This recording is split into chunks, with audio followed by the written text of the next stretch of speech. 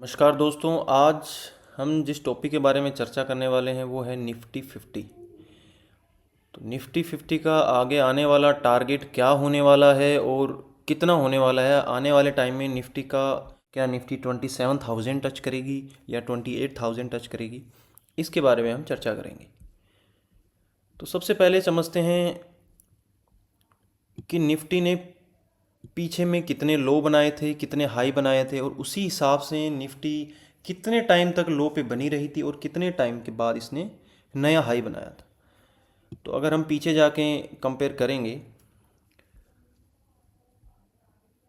तो निफ्टी का लगभग 18 अक्टूबर 2021 की ये कैंडल है। वीकली चार्ट पे हमने इसको खोला हुआ है।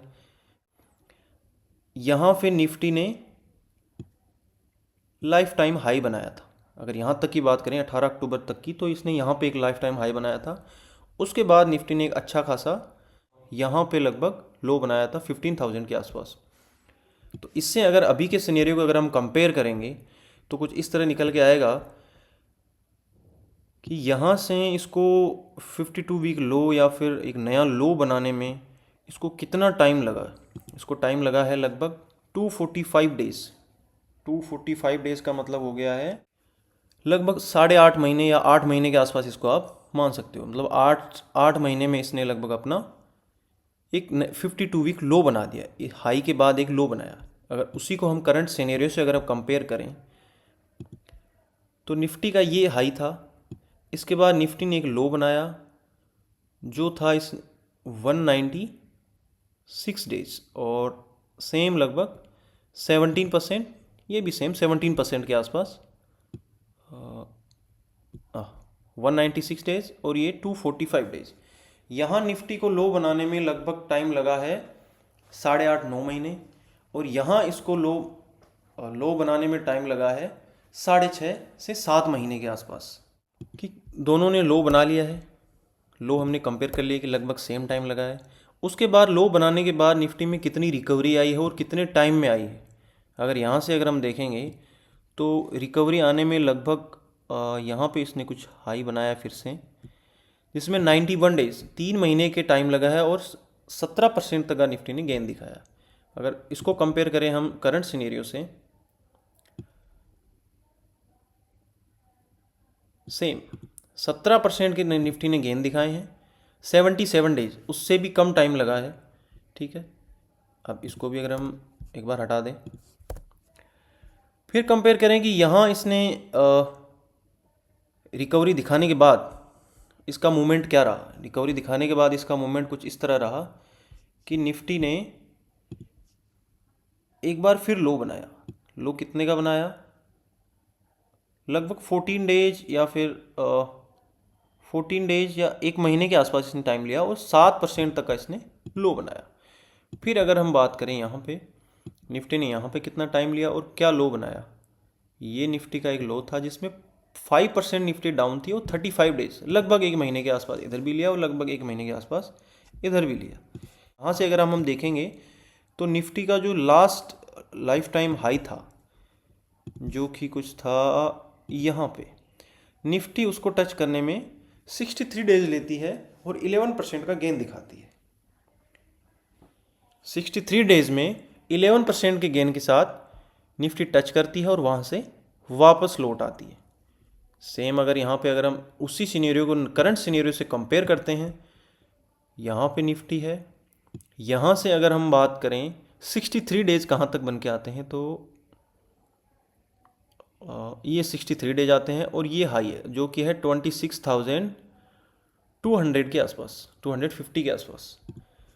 तो अगर उसको हम इसी सीनियर से कंपेयर करते हैं तो निफ्टी का नया टारगेट निकल के आता है, वो है 26,200 के आसपास। और वो अगर सेम डेज में अगर निफ्टी वहाँ तक रिकवरी दिखा पाती है तो वो है 6 अक्टूबर 2025।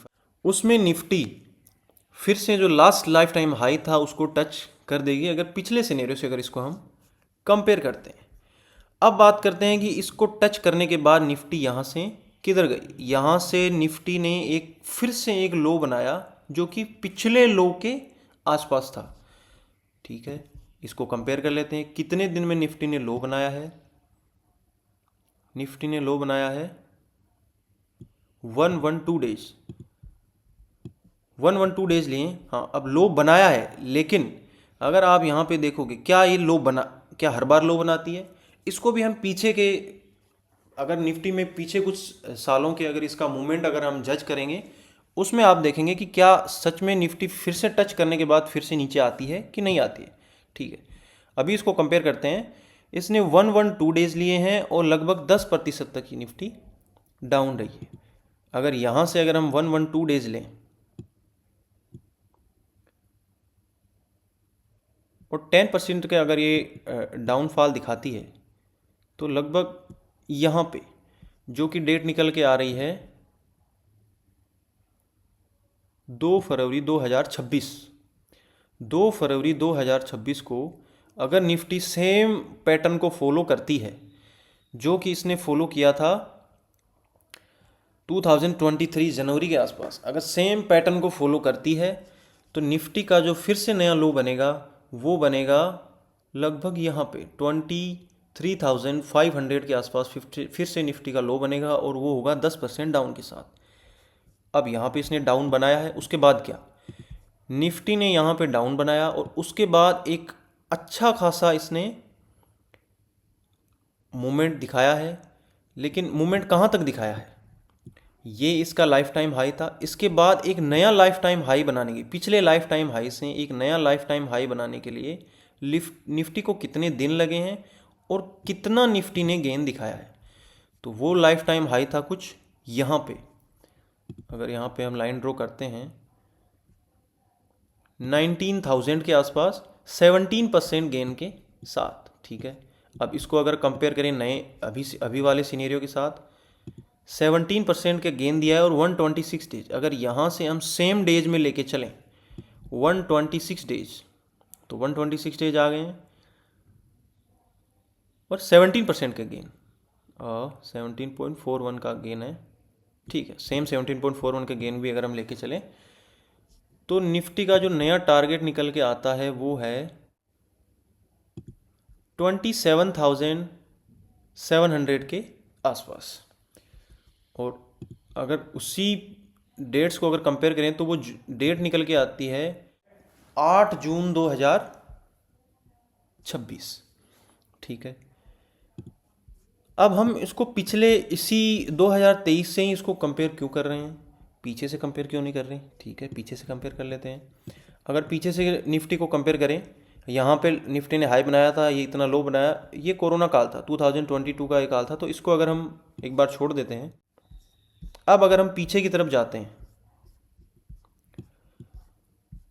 जो कि यहाँ आप देखोगे कि यहाँ से Nifty continually high high high जा रही है और यहाँ पे एक अच्छा खासा इसने हाई बनाया और उसके बाद एक अच्छा खासा लो भी बनाया। अगर इसको हम करंट सीनियर से, सेम करंट सीनियर से इसको कंपेयर करेंगे। ठीक है, ये निफ्टी ने हाई बनाया था, यहाँ के बाद निफ्टी लो गई, जो कि लगभग है 343 डेज, उससे भी ज़्यादा टाइम लिया है और उससे भी ज़्यादा डाउन गई है। वो 17% के आसपास था और ये 23% के आसपास डाउन है।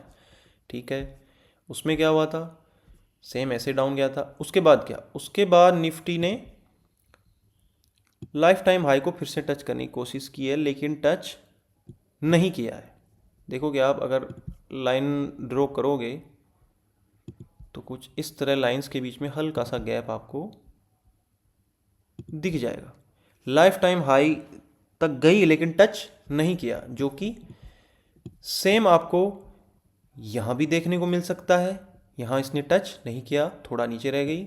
सेम आपको यहाँ भी देखने को मिल सकता है, फिर से जो लाइफ टाइम हाई था उसको टच नहीं किया। ठीक है, लाइफ टाइम हाई को टच नहीं किया, फिर इसने क्या किया, फिर वहाँ से निफ्टी फिर से आ गई नीचे। कितना नीचे आई, 76 डेज में 11% का डाउन, उससे भी ज़्यादा टच नहीं किया। यहाँ से लगभग कितना लो था, 7 से 8% के आसपास डाउन था, यहाँ 11% डाउन है। ठीक है, डाउन चलेगी। उसके बाद क्या, डाउन जाने के बाद निफ्टी ने फिर से लाइफ टाइम हाई बनाया, जो कि था 434 डेज, एक साल से ज़्यादा का टाइम लिया और 40% के गेन के साथ, ठीक है। लेकिन यहाँ तो ऐसा नहीं हुआ। यहाँ क्या किया निफ्टी ने, अगर थोड़ी दिक्कत हो रही समझ में तो इसको मैं डिलीट कर देता हूँ। यहाँ से निफ्टी ने क्या किया, अगर आप इसको कंपेयर करोगे तो निफ्टी ने यहाँ लो बनाया था, लो बनाने के बाद टच किया, टच करने के बाद वापस नीचे आ गई। लेकिन यहाँ पे ऐसा नहीं है। यहाँ पे आप देखोगे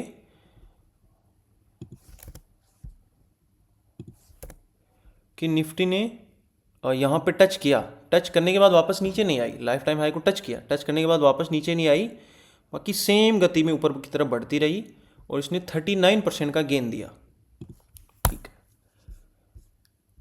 अब आप कहोगे कि इसमें तो जो आप सेम सिनेरियो बता रहे थे वो तो उसने माना ही नहीं, सेम पैटर्न को इसने फॉलो नहीं किया, ऐसा नहीं है। अभी इसको भी समझते हैं। अब अगर आप यहाँ से समझोगे, यहाँ पे इसने टच नहीं किया, यहाँ पे आके निफ्टी ने फिर से जो लास्ट लाइफ टाइम हाई था उसको टच किया। अब टच करने के बाद कितने दिन तक सेम प्राइस पे निफ्टी रुकी रही या फिर कंसोलिडेशन जोन में रही?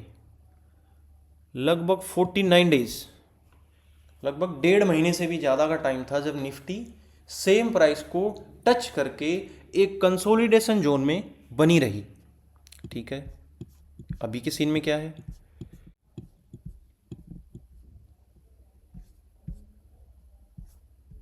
वहीं अगर 2023 का अगर हम सीन देखेंगे, निफ्टी ने यहाँ टच किया, टच करने के बाद विद इन 2 वीक्स यहाँ पे टच किया। हालांकि पहले ही वीक में निफ्टी ने डाउन जाना स्टार्ट कर दिया था, लेकिन अगर 2 वीक का भी अगर हम टाइम लेंगे, विद इन 2 वीक्स निफ्टी ने एक अच्छी खासी गैप डाउन ओपनिंग के साथ एक रेड कैंडल बनाई। यहाँ 2 कैंडल आपको दिख रही है, इसके बाद तुरंत बाद गैप डाउन ओपनिंग के साथ निफ्टी ने रेड कैंडल बनाई। यहाँ इसने कोई कंसोलिडेशन जोन नहीं दिखाया। उसके बाद निफ्टी ने क्या किया, अच्छा खासा एक लो बनाया जो कि 8 से 9% का लो है, ठीक है। बाकी अगर आप इसको सेम इसी चीज़ से कंपेयर करेंगे कि इसके बाद निफ्टी ने एक लाइफ टाइम हाई बनाने में कितना % का गेन दिया है, तो वो भी कुछ 19% के आसपास बैठ के आ रहा है। तो आप देख पा रहे हैं कि निफ्टी जो है सेम पैटर्न को हर 3 साल के बाद निफ्टी सेम पैटर्न को फॉलो करती है, ठीक है। यहाँ पे भी निफ्टी ने सेम पैटर्न को फॉलो किया था, फॉलो करने के बाद इसने एक अच्छा खासा लाइफ टाइम हाई बनाया था। यहाँ भी सेम फॉलो किया था, यहाँ भी अच्छा खासा लाइफ टाइम हाई बनाया था। और पिछले 2 पैटर्न से निफ्टी को अगर हम कंपेयर करेंगे तो निफ्टी के कुछ इस तरह के टारगेट्स आपको देखने को मिलेंगे, जिसमें से पहला टारगेट है 6 अक्टूबर 2025, जो कि नेक्स्ट मंथ है, यानी 1 महीने के अंदर निफ्टी 7 से 8% का अच्छा खासा गेन आपको यहाँ से देखने को मिल सकता है। और ये मैं कंपेयर कर रहा हूँ 4 अगस्त से, जबकि अभी वीक चल रहा है 1 सितंबर वाला वीक, यानी कि विद इन 35 डेज, 1 महीने के अंदर अंदर निफ्टी जो है अगर सेम पैटर्न को फॉलो करती है तो 7 से 8% का गेन आपको आराम से देगी। उसके बाद क्या, 52 वीक जो हाई था या लाइफ टाइम जो हाई था, अगर उसकी कैंडल को टच करने के बाद अगर सेम कंसोलिडेशन जोन में रहती है तो आपको कम से कम 30 दिन आपको वेट करना है। जैसे यहाँ टच करती है, यहाँ टच करने के बाद आपकी 80% तक के आपके जो टारगेट हैं, आपने जो अभी आपने जो खरीद रखे हैं, अभी से खरीदने के बाद 80% तक आपके टारगेट कंप्लीट हो जाएंगे। जैसे ही टारगेट कंप्लीट हो जाएं, आप यहाँ पे अपना प्रॉफिट बुक कर सकते हैं। और प्रॉफिट बुक करने के बाद नई पोजीशन बनाने के लिए आपको वेट करना है। वेट कब तक करना है, अगर निफ्टी सेम जोन में बनी रहती है, जैसे टच किया, टच करने के बाद अगर सेम जोन में बनी रहती है तो आप फिर से इन्वेस्टिंग का सोच सकते हो। लेकिन अगर टच करने के विद इन 2 से 3 वीक के अंदर निफ्टी फिर से नीचे की तरफ अच्छी लंबी रेंज कैंडल के साथ अगर लो दिखाती है तो आपको जो लास्ट टाइम लो था वहाँ तक आपको वेट करना है, जो है 24,300। यहाँ तक आपको, ये वाली कैंडल तक आपको वेट करना है। जैसे ही निफ्टी यहाँ पे टच करती है आपको फिर से अपनी नई पोजीशंस बनानी स्टार्ट कर देनी है। फिर से आपको वेट नहीं करना है कि निफ्टी 23,000 को टच करेगी या नहीं करेगी, ठीक है। फिर से नई पोजीशन बनानी स्टार्ट कर देनी है। और फिर उस पोजीशन को कहाँ तक होल्ड करना है? उस पोजीशन को होल्ड करना है जब तक कि निफ्टी 27,700 को टच नहीं कर देती। वो चाहे 1 महीने में करे, चाहे 2 महीने में करे, या फिर उसको टच करने में 8 जून 2026 ही क्यों ना आ जाए। क्योंकि अगर यहाँ से भी अगर हम टारगेट्स अगर हम देखेंगे, अगर आपने कोई इंडिविजुअल स्टॉक ले रखा होगा, अगर यहाँ से भी अगर हम टारगेट्स को अगर हम देखते हैं